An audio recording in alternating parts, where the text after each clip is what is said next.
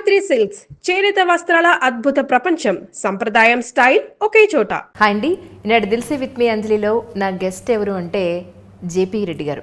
Sir నమస్కారం అండి. నమస్కారం అమ్మా. మిమ్మల్ని రెడ్డి గారిని పిలవాలా, జయప్రకాష్ రెడ్డి గారిని పిలవాలా, ఎలా పిలిస్తే మీకు ఇష్టం? జేపీ అంటే ఇష్టం. జేపీగా పాపులర్ అయ్యాను. ఎక్కువ మంది జేపీ అని పిలవడానికే ఉత్సాహపడుతుంటారు. చాలా తేలిగ్గా కూడా ఉంటుంది.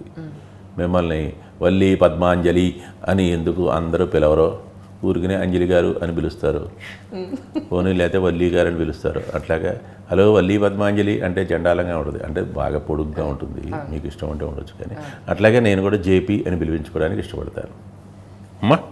అది విషయం. మీవి 2-3 ఇంటర్వ్యూలు చూశాను సార్. అవి రిపీట్ అవ్వకుండా, ఎందుకంటే ఇది అక్కడ చూసాం కదా ఇక్కడ చూసాం కదా అని అనుకోకుండా ఒక డిఫరెంట్గా చేద్దామని అనుకున్నామని నాకు అర్థమవుతుంది. ఎందుకంటే మామూలుగా నేను టీచర్గా పనిచేశానని అందరికీ తెలుసు, ఓపెన్గా. అది ఓపెన్ సీక్రెట్, ఎందుకంటే ఎవరు అడిగినా చెప్తూనే ఉంటాను కదా. పైగా టీచర్గా పనిచేశానని చెప్పుకోవడం నాకు గర్వం. నాకు సినిమా యాక్టర్ అని చెప్పుకోవడం ఓకే, బట్ టీచర్గా పనిచేశానంటే ఇంకా గర్వం. ఎందుకంటే చాలా సిన్సియర్గా పనిచేసాము టీచర్గా. బిడ్డలు వాళ్ళు శిక్షణ, వాళ్ళ క్రమశిక్షణ, వాళ్ళ ప్రవర్తన, ఇవన్నీ మేము సరిచేయాలి అనే ఉద్దేశంతోనే నేను టీచర్గా పనిచేశాను. ఉదయం 10 గంటల నుంచి 5 గంటల దాకా కేవలం ఉపాధ్యాయులుగా కాకుండా తల్లిదండ్రులుగా కూడా మా బాధ్యత అన్నట్టుగా మేము అనుకుని పనిచేసామన్నమాట. సో అలాంటి కార్యక్రమం ఏంటంటే కొంచెం స్ట్రిక్ట్గా కూడా ఉండేవాడిని నేను. నార్మల్గా లెక్కల మాస్టర్లు స్ట్రిక్ట్గా ఉంటారు అనేది ఒక నానుడి.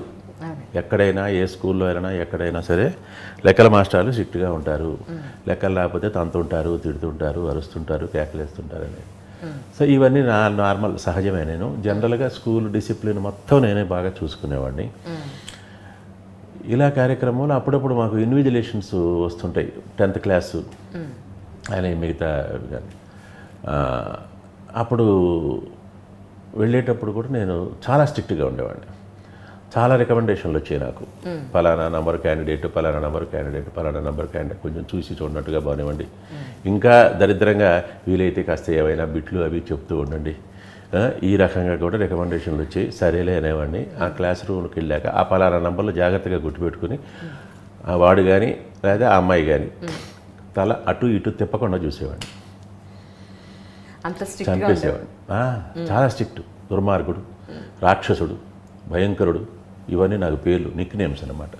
పరీక్ష హాల్లో తర్వాత అయితే పరీక్షల్లో బాగా స్ట్రిక్ట్గా ఉండేవాడిని. అందుకనే తర్వాత నేను కూడా ఏం చెప్పానంటే మా డిఈఓ ఆఫీస్ వాళ్ళకు కూడా చెప్పాను, నాయన ఆ ఇన్విజిలేషన్ డ్యూటీ నాకు వెయ్యవాకండి అయ్యా, నాకు చాలామంది శత్రువులు అయిపోతున్నారు. ఎందుకంటే తెలిసిన వాళ్ళు, టీచర్సు, కార్పొరేటర్సు, వాళ్ళ పిల్లలు, వీళ్ళ పిల్లలు వాళ్ళు వచ్చి sir sir sir sir sir అని బతిమలాడుతుండేవాళ్ళు. నేను చెయ్యలేదని తెలిసిన తర్వాత వాళ్ళు నా వంక క్రూరంగా చూస్తుండేవాళ్ళు.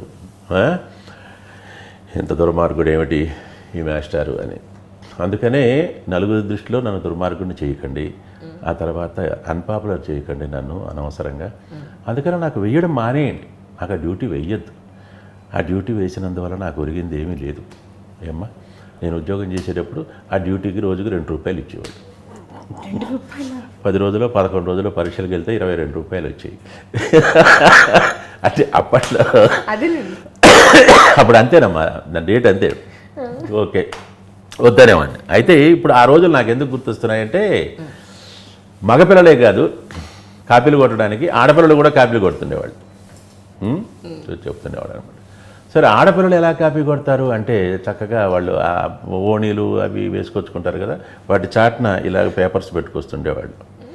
ఇప్పుడు ఆ కెమెరాలో ఆ పేపర్ కనపడుతుందో లేదో కానీ నువ్వు ఆ పేపర్ పట్టుకోగానే అక్కడ పెట్టుకున్నావు కదా, 1 2 3 4 5 కెమెరా కనపడకుండా చాలా జాగ్రత్తగా దాన్ని అలా చూసుకుంటూ 1 ప్రశ్న అయిపోయి 2 ప్రశ్న 3 ప్రశ్న, అది కాపీ కొట్టడానికి వచ్చి కూర్చున్న ఓ 10th క్లాస్ పిల్లలాగా కనిపిస్తున్నావు నాకు.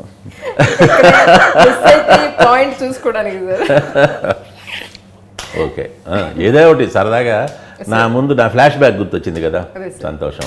చెప్పమ్మా, అడుగు. నాన్నగారు పోలీస్ డిపార్ట్మెంట్లో ఉండి జనరల్గా డిపార్ట్మెంట్లో ఉన్నప్పుడు వాళ్ళ పిల్లల మీద కొంత ప్రభావం పడుతుంది. అంటే వాళ్ళు కూడా డిపార్ట్మెంట్లోకి రావాలని తల్లిదండ్రులు కోరుకోవడం కానీ, లేదా ఇలాంటి కష్టాలు నేను పడుతున్నాను నీకొద్దురా అని అనడం కానీ, మీ విషయంలో ఏం జరిగింది సార్? యాక్చువల్లీ ఎవరు రెండోదే జరిగింది. ఎందుకంటే మా నాన్నగారు ఆల్ ఇండియా చెడుగుడు ఛాంపియన్, అందుకని స్పోర్ట్స్ కోటాలో ఆయనకి ఇమీడియట్గా సబ్ ఇన్స్పెక్టర్ జాబ్ వచ్చింది. సబ్ ఇన్స్పెక్టర్గా ట్రైనింగ్ అయ్యి సబ్ ఇన్స్పెక్టర్గా నెల్లూరు జిల్లాలో ప్రారంభించారు ఆయన డ్యూటీ. అయితే సబ్ ఇన్స్పెక్టర్ తర్వాత మళ్ళీ సర్కిల్ ఇన్స్పెక్టర్ ప్రమోషన్ వచ్చింది. 15 సంవత్సరాలు అయిపోయింది. ఈ 15 సంవత్సరాల తర్వాత మా తాతలది కర్నూలు జిల్లా, నంద్యాల ఆర్లగడ్డ మధ్యలో. అక్కడే పొలాలు ఉండేవి. రాయలసీమే. ఒక 20 ఎకరాలు పొలం ఉండేది. మా తాతగారు అక్కడ వ్యవసాయం చేసుకుంటూ ఉండేవారు. సెలవులు ఇచ్చినప్పుడు నేను కూడా తాతగారి దగ్గరికి వెళ్తుండేవాడిని, వారం రోజులు ఉండి వస్తుండేవాడిని. అందుకని నాకు అదంతా ఆ ప్రాంతాలు బాగా పరిచయం. ఆ తర్వాత ఆ భాష కూడా నాకు అంతగా అబ్బడానికి కారణం అదే, జీన్స్లోనే ఉందన్నమాట. తర్వాత నాన్నగారు కూడా కర్నూలు, కడప, అనంతపురం ఇవన్నీ పనిచేశారు. ఈ పనిచేసేటప్పుడు చిన్నతనంలో మనం ఎక్కడ ఏ ప్రాంతంలో గడిపితే ఆ ప్రాంతంలో ఉండే ఆ యాస, ఆ భాష మనకి చాలా తొందరగా అబ్బుతుంది. అందుకనే ఆ రాయలసీమ యాస నాకు బాగా జీర్ణించుకుపోయిందనమాట. సరే, ఈ విధంగా ఆయన తిరుగుతూ 15 సంవత్సరాలు ఆయన సర్వీస్ అయిపోయేటప్పటికి మా తాతగారికి 20 ఎకరాలు ఉండేది. 18 ఎకరాలు అమ్మేశాడు మా నాన్న. ఎందుకనండి? 2 ఎకరాలు మిగిలినాయి. ఎందుకంటే ఆయన బయట ఎక్కడ లంచం తీసుకునేవాడు కాదు, ఎవరి దగ్గర టీ కూడా తాగెరిగేవాడు కాదు. టీ కూడా అంత స్ట్రిక్ట్ పోలీస్ ఆఫీసర్ అనమాట, చాలా strict, very strict, very genuine. I'm happy about him. నాకు చాలా సంతోషం. నాకు కానీ మా తమ్ముళ్ళకి చెల్లెలకు కానీ మా నాన్నగారు సంపాదించలేదే, అన్నీ అమ్మేశాడే అని ఈరోజు మేము అనుకోలే పొరపాటును కూడా. మా నాన్నగారి నీతి నిజాయితీ మమ్మల్ని ఇవాళ ఈ స్థితిలో ఉంచినాయి అని మాకు నమ్మకం, విశ్వాసం. ఆ 2 ఎకరాలు అమ్ముకుని ఆ తర్వాత మళ్ళీ నల్గొండలో కొంత పొలం కొనుక్కుని మా తాతగారిని అక్కడ షిఫ్ట్ చేశారు. అంటే ఆయనకి మరీ 2 ఎకరాలు 1 ఎకరం అయితే చాలదు తాతగారు, అక్కడ కాస్త ఎక్కువ పొలమే కొనుక్కుని చేశారు. అక్కడ వ్యవసాయం అదే తర్వాత సంగతి. బట్ అప్పుడు ఆ రోజుల్లో ఏంటంటే నేను డిగ్రీ పాస్ కాగానే మా నాన్నగారి ఎస్పీ గారు వెంటనే ఒక అప్లికేషన్ ఫారం పెట్టించబోయా, రాయవేలూరు ఎస్ఐ ట్రైనింగ్ పంపిద్దాం అని అడిగితే, వద్దు బాబు, నేను చేరాను, పొరపాటున చేరాను. సరే చేరినా నేను నా విధి నేను సక్రమంగానే నిర్వర్తిస్తున్నాను, మళ్ళీ నా బిడ్డలు కూడా మళ్ళీ ఈ డిపార్ట్మెంట్లో ఎందుకు, వద్దు. అదే కాకుండా నేను డిగ్రీ పాస్ అయిన తర్వాత నాకు ఫారెస్ట్ డిపార్ట్మెంట్లో వచ్చింది, ట్యాక్స్ డిపార్ట్మెంట్లో వచ్చింది జాబ్స్ ఆఫర్స్ వచ్చినాయి అనమాట, వచ్చేసాయి. ఓకే. అయినా మా నాన్నగారు నన్ను చేరనివ్వలేదు. ఎందుకు చేరనివ్వలేదంటే, లంచాలు ఎక్కువగా వచ్చే డిపార్ట్మెంట్లో నా బిడ్డలు చేరకూడదు అని ఒకే ఒక ఉద్దేశం ఆయన.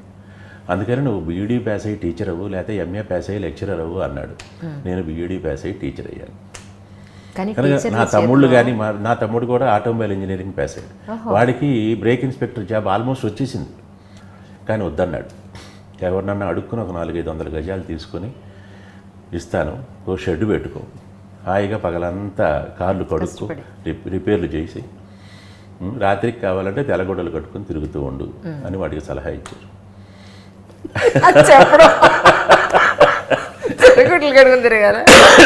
అవునమ్మా, అది మా నాన్నగారి పరిస్థితి. అట్లాగే ఆయన క్రమశిక్షణ, ఆ క్రమశిక్షణ ఇవాళకి నాకు సంతృప్తినిస్తుంది. నాకు ఆ క్రమశిక్షణ పాటించడం, ఇవాళకి 9 గంటలకు మేకప్తో ఉండాలంటే 9 గంటలకు ఖచ్చితంగా ఉంటాను.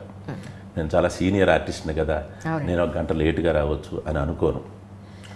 ఏమమ్మా, అట్లాగే ఆయన మాకు ఇచ్చిన ఆస్తి ఏమిటంటే, మరి ఇంత అమ్మేశాడు కదా మీకు ఏమిటి అంటే, ఆత్మసంతృప్తి, కంటెంట్మెంట్. అంటే ఎప్పుడు ఆయన చెప్పేవాడు, అలా పైకి చూసి నాకు ఆ కారు లేదే, నాకు ఆ బిల్డింగ్ లేదే, నాకు అది లేదే, నాకు ఇది లేదే అని అనుకోవద్దురా, కిందికి చూడండి. ఒక పూట కూడా సరిగ్గా భోజనం చేయలేని వాళ్ళు కొన్ని లక్షల మంది ఉన్నారు ఈ ప్రపంచంలో. నిన్ను భగవంతుడు ఎంతో చల్లగా చూస్తున్నాడు, నువ్వు 3 పూట్లా తింటున్నావు అనుకో. అది ఇచ్చాడు కనుక ఇక మాకే ఇబ్బంది లేదు. పచ్చడి వేసుకొని తిన్నా ఒకటే ఆనందం, కోడికూర వేసుకొని తిన్నా ఒకటే ఆనందం. ఈ విధమైన శిక్షణ ఇచ్చాడు ఆయన. ఆ శిక్షణతోనే ఇవాళ నా జీవితాన్ని నేను చాలా సంతృప్తిగా, చాలా సంతోషంగా గడుపుతున్నాను. కనుక సినిమాలు ఉన్నా సంతోషమే, సినిమాలు లేకపోయినా సంతోషమే. నా బిగినింగ్ డేస్లో నేను ఎన్నో కష్టాలు పడినా సరే ఆ కష్టాలే. బట్ ఇమీడియట్గా నేను వెనక్కి వెళ్ళి నా టీచర్ ఉద్యోగం చేసుకుని నా బిడ్డలను నేను బ్రతికించుకోగలను అనే ఒక ఆత్మవిశ్వాసం ఉండేది, ఒక నమ్మకం ఉండేది. అట్లాగే నేను సినిమాల్లోకి వచ్చే కారణం ఏంటంటే కూడా నాటకాలు వేస్తున్నా. నాటకాలు నాకు చాలా ఇష్టం, ప్రాణం అంతే. ఇవాటికి నేను నాటకాలు వేస్తూనే ఉంటాను. నాటకాలు వేయడం ఎందుకంటే 10 మంది ప్రేక్షకులు, 10 మంది ప్రజలు నా టాలెంట్ని గుర్తించాలి అనే ఒక ఆరాటం ఉంటుంది ప్రతి కళాకారుడికి. అట్లాగే సినిమాలో అయితే, నాటకాల్లో అయితే కొన్ని వేల మంది, వందల మంది చూస్తారు, కానీ సినిమాల్లో అయితే కొన్ని లక్షల మంది చూస్తారు కదా, కొన్ని లక్షల మంది నా టాలెంట్ని గుర్తిస్తారు కదా అనే ఒక ఆరాటం. రెండోది ఏమిటంటే ఈ టీచర్ ఉద్యోగం కంటే సినిమాలో ఇంకా ఎక్కువ సంపాదించి నా బిడ్డల్ని ఇంకొక మంచి స్థాయికి తీసుకురావచ్చేమోనన్న ఒక ఉద్దేశం. అవి రెండూ నన్ను చిన్నగా సినిమాకి డ్రైవ్ చేశాయి. అది కూడా యాదృచ్ఛికంగానే వచ్చింది. ఆ విషయాలు తర్వాత ముచ్చరించుకుందాం. నీ ప్రశ్నతో ఏమిటో అక్కడ చూసుకొని తర్వాత ప్రశ్న. And for more videos, Please subscribe to iDream. Please subscribe to iDream. Please subscribe iDream. And please subscribe to iDream. For more videos, subscribe to iDream. please like, share and subscribe to the channel. Congratulations, iDream. Subscribe to iDream. Subscribe to iDream. So subscribe to iDream Media.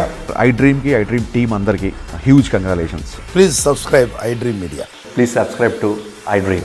Subscribe iDream. Please subscribe to iDream. iDream అంటే నా కళల ఛానల్ను subscribe చేసుకున్న నోరు తిరుగుతలేదు, మీరైతే గంట గుర్తు కొట్టండి. For more such videos, please subscribe to iDream.